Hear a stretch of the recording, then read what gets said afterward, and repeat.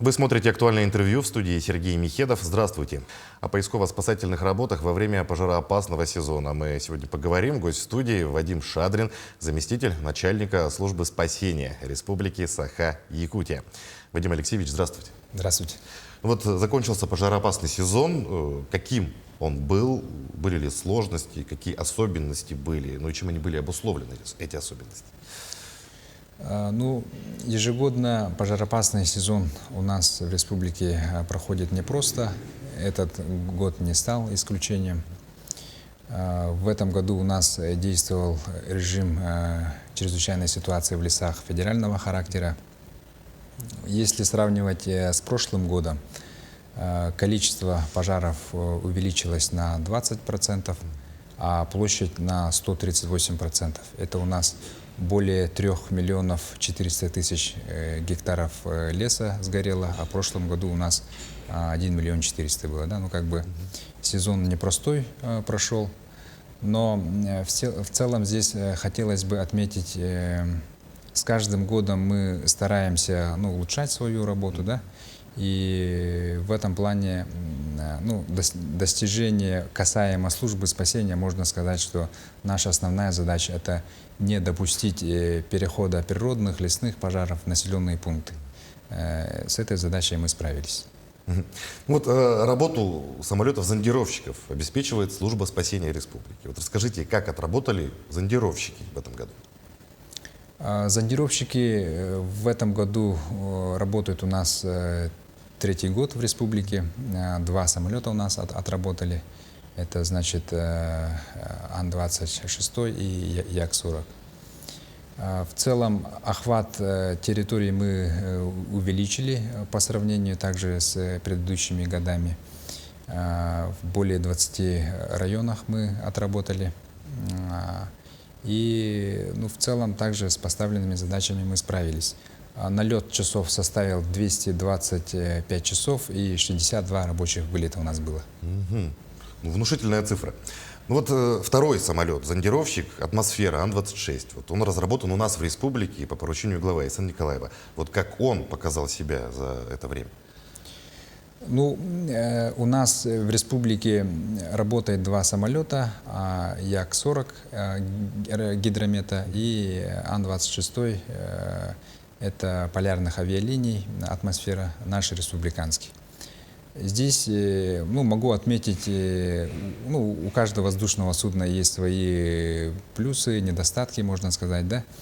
У Ан-26 плюсы — это он может садиться в грунтовые полосы, получается. И, соответственно, у него география работы возможна по всей республике. А у Як-40, соответственно, может только на асфальтированные авиаплощадки может садиться. Вот в этом отличие.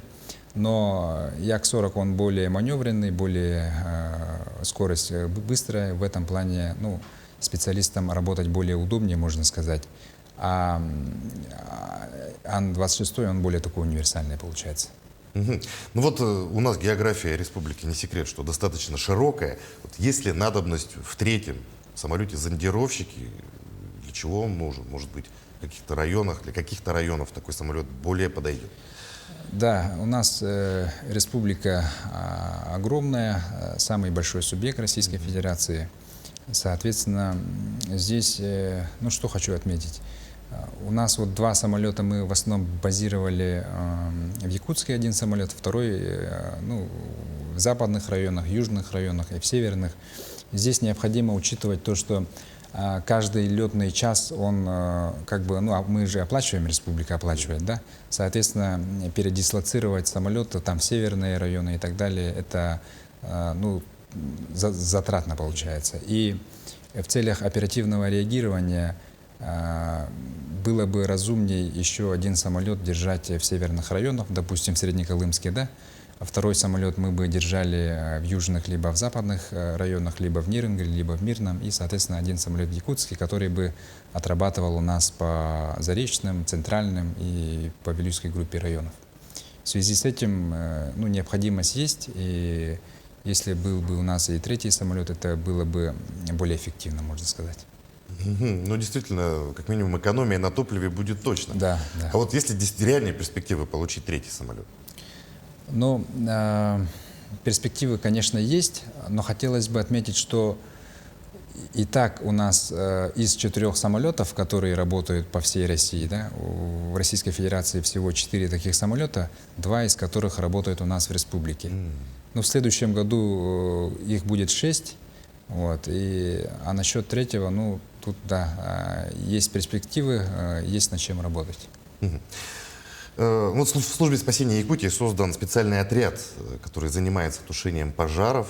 Вот расскажите об участии этого отряда в наземном тушении пожаров в пожароопасный сезон этого года. Да, после сезона 2021 года сложного главой республики было принято решение в целом увеличить численность лесопожарных формирований, аварийно-спасательных формирований.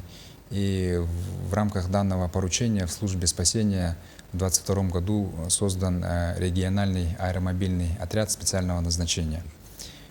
Ну, отряд создавали с целью, ну, в первую очередь, для защиты населенных пунктов от лесных природных пожаров. Да? Основное назначение — это тушение ландшафтных и природных пожаров. Но данный отряд работает не только в тушении лесных пожаров, да, но и активно привлекается в период прохождения весеннего и осеннего половодья, в зимний период и в ликвидации других чрезвычайных ситуаций, ну, в поисках пропавших людей и так далее. В целом отряд полностью укомплектован, отработали в штатном режиме, ну и, как говорится, с поставленной задачей справились, не допустили перехода лесных пожаров в населенные пункты. Предлагаю немного расширить тему нашего разговора. Вот, Вадим Алексеевич, вы курируете еще одно направление в службе спасения. Это ликвидация разлива нефти. Вот расскажите, пожалуйста, какая работа проводится по этой линии? Вот в ликвидации, может быть, каких-то аварий участвовала служба спасения, ну и где проводится учение по такому направлению? Да, у нас есть отдел газоспасательных работ и отдел по ликвидации нефтепродуктов. Таким направлением служба спасения действительно занимается. Участвовали в этом году в ликвидации разливов нефти на бассейне реки Лена в Алёкминском районе, в Среднеколымском районе, в Ленском районе. И учения проводятся, можно сказать, даже ежемесячно у нас по всей территории республики. Но здесь служба спасения, как наш начальник говорит, Иннокентий Михайлович, занимается от глубин озер, рек и морей, имеется в виду водолазные работы, да, до недосягаемых высот космоса. Здесь имеется в виду, у нас есть договор с Роскосмосом, и те обломки ракет-носителей, которые падают на территорию республики, это у нас в 3 районах, да, это Вилюйский, Алданский, Кобяйские районы. Мы, соответственно, находим данные обломки ракет-носителей и распиливаем и передаем Роскосмосу для дальнейшей утилизации. Это тоже одно из направлений. Также есть направление оказания помощи участникам специальной военной операции. Это вся та техника, оборудование, обмундирование, которое оказывается от республики, тоже этим занимается служба спасения. Есть направление у нас гражданской обороны. Весь склад гражданской обороны республики, он у нас, да, то есть, соответственно, формирование, выдача, и этим тоже мы занимаемся. Вот. Направление у нас есть мониторинга и прогнозирования чрезвычайных ситуаций. Ну, это начиная от весеннего половодья, в летний период лесные пожары, в зимний период это может быть различные техногенные чрезвычайные ситуации. Также работает в ежедневном круглосуточном режиме. Есть направление у нас по кинологической службе, ну, естественно, поиск пропавших людей. Также есть направление по водолазным работам, да, я озвучил. Ага. Ну, действительно, очень широкий спектр задач. А вот да. Что касается личного состава службы спасения, хватает ли людей? Ну и вообще, как можно попасть в службу спасения? Что для этого нужно сделать? Может быть, наши телезрители увидят и захотят посвятить свою жизнь такому благородному труду? Ну, вся информация у нас размещена на нашем сайте spassaha.ru. вот, по данному адресу. В целом, конечно же, всегда можно сказать, что не хватает, да, людей, вот, потому что спектр задач очень большой. Вот, хотелось бы по многим направлениям усилить работу. У нас есть филиалы в 11 районах республики. Вот, и в службу спасения, конечно же, можно попасть, ничего сложного нету. По требованиям, ну, все требования у нас размещены на сайте, вот можете обратиться, и, как говорится, мы ждем. Мгм.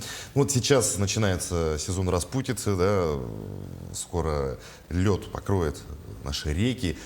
Часто ли приходится службе спасения, да, работать в этих условиях, да, на какие случаи приходится выезжать? Ну и, может быть, дадите какие-то рекомендации, чего лучше не делать в это время людям, как себя обезопасить от чрезвычайных происшествий?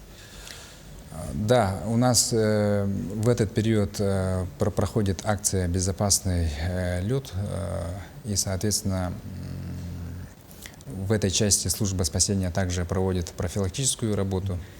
В тех районах, где мы, соответственно, наши отряды дислоцированы, мы работаем совместно и с администрацией района, и с органами внутренних дел, и с МЧС. Вся эта работа ведется. Ну, рекомендации, конечно же, необходимо соблюдать меры предосторожности. На местах всегда размещается информация, в каких местах запрещено. Ну, разумные меры предосторожности всегда необходимо соблюдать. Мгм. Вадим Алексеевич, большое спасибо, что нашли время, пришли к нам, ответили на наши вопросы. Желаем дальнейшей успешной работы на благо нашей республики. Спасибо.